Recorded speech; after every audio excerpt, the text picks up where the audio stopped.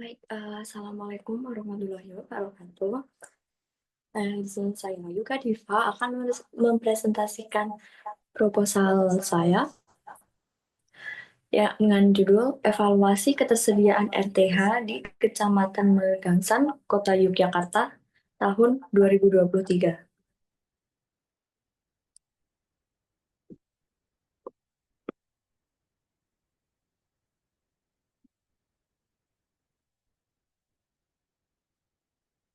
Baik, pengertian RTH itu sendiri menurut pasal 1 butir 31 nomor 26 tahun 2007 Undang-Undang Penataan Ruang UPR.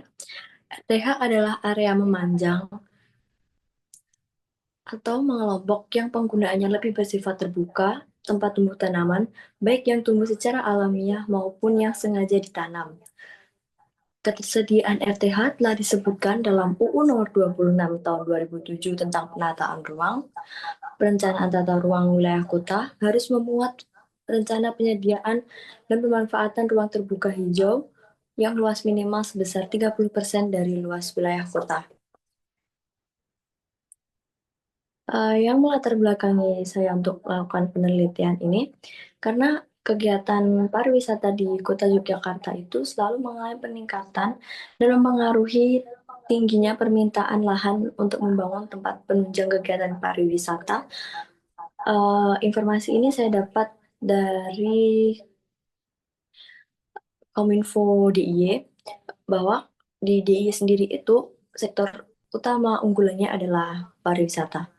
Nah, pembangunan tersebut semakin lama akan menyebabkan berkurangnya ketersediaan RTH karena terdapat alih fungsi lahan. Di Kecamatan Mergangsan, khususnya kawasan Prawiro Taman, menjadi salah satu tempat tujuan wisatawan di Jogja. Karena di kawasan tersebut banyak sekali bisnis di bidang F&B, food and beverage, yang berkembang di kawasan Prawiro Taman, seperti coffee shop, bar, cafe, dan sebagainya. Oleh karena itu, penelitian mengenai ketersediaan RTH dilakukan untuk mengetahui tingkat ketersediaan RTH terhadap kebutuhan RTH bagi masyarakat penghuninya. Terdapat tiga rumusan masalah dalam penelitian ini. Yang pertama, berapa luas RTH di Kecamatan Mergangsan, Kota Yogyakarta? Yang kedua, apakah luas RTH yang terdapat di Kecamatan Mergangsan, Kota Yogyakarta tersebut sudah mencapai 30% dari luas wilayah? Yang ketiga, bagaimana cara untuk meningkatkan ketersediaan RTH di Kecamatan Mergangsan, Kota Yogyakarta? Adapun tujuan dari penelitian ini, yang pertama, mengetahui ketersediaan RTH di Kecamatan Mergangsan, Kota Yogyakarta. Yang kedua, mengetahui luas RTH di Kecamatan Mergangsan, Kota Yogyakarta. Dan yang ketiga, mengetahui keadaan RTH di Kecamatan Mergangsan secara langsung. Nah, penelitian ini tentunya memiliki acuan yang dijadikan landasan untuk penelitian ini. Terdapat dua penelitian terdahulu yang menjadi bahan acuan, yaitu penelitian dilakukan oleh Ulfa tahun 2022 dan Anita di tahun 2020. Kesamaan yang ditemukan pada penelitian UVA di tahun 2022 berada pada hasil yang akan diperoleh, yaitu ketersediaan RTH. Meskipun metode yang digunakan berbeda, karena metode yang digunakan dalam penelitian ini adalah interpretasi citra beresolusi tinggi dan melakukan metode survei. Berikutnya, penelitian yang dilakukan Anita tahun 2020 memiliki kesamaan pada hasil yang akan didapatkan, yaitu ketersediaan RTH pada masing-masing wilayah kajian. Penelitian ini menggunakan metode survei dan data kelembaban udara, serta menggunakan citra Landsat 8. Berikutnya ada metode penelitian. Yang pertama ada objek penelitian. Objek penelitian ini yaitu RTH dan jumlah penduduk di Kecamatan Mergangsan, Kota Yogyakarta tahun 2023.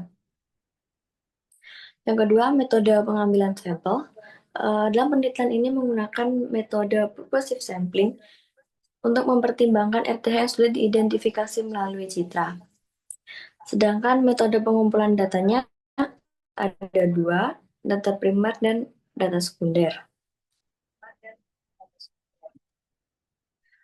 Ini merupakan kerangka dari penelitian bermula dari pertumbuhan dan perkembangan pada kawasan perkotaan yang akan menyebabkan peningkatan jumlah penduduk, permintaan terhadap lahan terbangun meningkat, dan pembangunan terus meningkat. Sehingga terjadi berkurangnya RTH di kawasan perkotaan yang dapat menyebabkan permasalahan lingkungan seperti banjir karena kurangnya daerah resapan air. Kemudian perlu dilakukan pemantauan ketersediaan RTH menggunakan PJ dan SIK serta survei lapangan. Kemudian dilakukan evaluasi ketersediaan RTH terhadap luas wilayah sesuai dengan UU Nomor 26 Tahun 2007. Instrumen penelitian yaitu yang pertama ada tabel alat penelitian beserta fungsinya. Yang pertama ada laptop yang berguna untuk memperoleh citra yang akan digunakan. Yang kedua ada smartphone, media untuk mengoperasikan Avenza Maps dan digunakan untuk dokumentasi. Yang ketiga ada Avenza Maps yang digunakan untuk mendapat titik lokasi survei. Yang keempat ada kendaraan yang digunakan untuk mendapatkan data ketersediaan RTH di lapangan. Berikutnya ada bahan penelitian beserta fungsinya. Pertama ada Citra World View Kota Yogyakarta. Fungsinya untuk mengetahui lokasi keberadaan RTH dan digunakan untuk melakukan interpretasi citra. Yang kedua, yaitu data jumlah penduduk Kecamatan Megangsal tahun 2023 yang berfungsi untuk dianalisis mengenai kesesuaian ketersediaan RTH terhadap jumlah penduduk. Yang ketiga ada data luas batas administrasi Kecamatan Mergangsan untuk mengetahui kesesuaian RTH berdasarkan luas wilayah.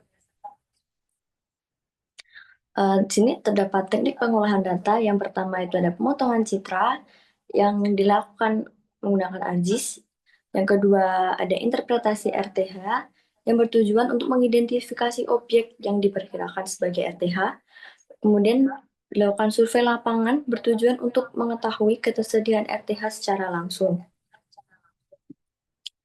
Berikutnya, dilakukan perhitungan ketersediaan RTH menggunakan hasil interpretasi, kemudian disesuaikan dengan UU Nomor 26 Tahun 2007. Berikutnya ada evaluasi ketersediaan RTH. Evaluasi ini didasarkan pada UU Nomor 26 Tahun 2007.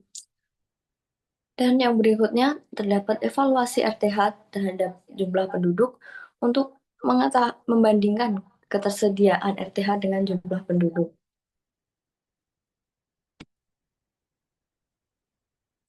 Berikutnya, metode analisis data yang digunakan dalam penelitian ini yaitu analisis deskriptif, kuantitatif, dan kualitatif. Metode analisis deskriptif kuantitatif merupakan suatu metode yang dapat meringkas data secara konstruktif yang mengacu pada gambaran statistik sehingga membantu dalam memahami data-data dengan meringkas dan menemukan pola pada sampel. Berikutnya ada analisis spasial adalah salah satu bagian dari SIK dengan mempertimbangkan beberapa aspek yang digunakan untuk menentukan zonifikasi lahan yang sesuai dengan kriteria dan karakteristik yang ditentukan. Baik, sekian presentasi proposal saya. Apabila kurang lebihnya dan ada salah kata, saya mohon maaf. Terima kasih atas perhatiannya. Akhir kata, wabillahi taufiq wal hidayah. Wassalamualaikum warahmatullahi wabarakatuh.